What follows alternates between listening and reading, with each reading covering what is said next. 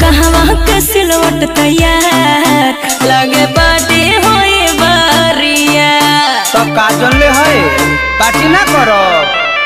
कोइला कहवा के सिलवट तैयार लगे बाटे होए बारिया और कुछ होखे वाला बा का करबो हो आरी से फतिया सु साड़ी सुई डोरा लगा के सी हो का जो गाड़ी लफड़ा के ही मुर्गिया छपरा के ही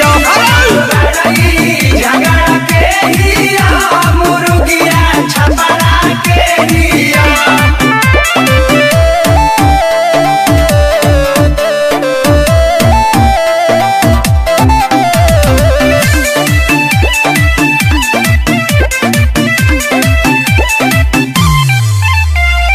जतने हम सोने पीसे मसाला पीके तू छपरा में करी हो नाला। गरम पानी कर मालिक टंची सब होली यो हो पार के। अरे ये बढ़ले बा आज मजाले हमको भर उतार के छील छील के खाई होई निकल होटल टूटे सुनो बोतल गिफ्ट कुछ बड़ा दी हो यही खाती आइले बन जो गड़ई लफड़ा के ही मुर्गिया छपरा के ही जो गड़ई झगड़ा के ही मुर्गिया छपरा के ही।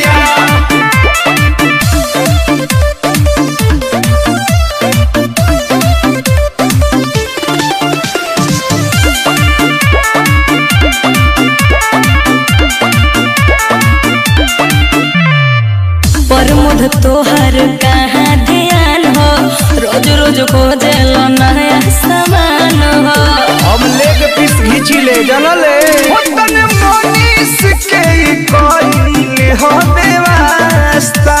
अच्छा भोर भोरे चाहे चीज ही है नाश्ता हाँ मिली अभिषेक विकास भइल बड़े खसिया में जाए के भाड़ा दी हो ऊ तो देवही के पड़ी जो गड़ई लफड़ा के ही मुर्गिया छपरा के ही जो गड़ई झगड़ा के ही मुर्गिया छपरा के ही। उसीन दिए क्या भैया? अरे खाना जा।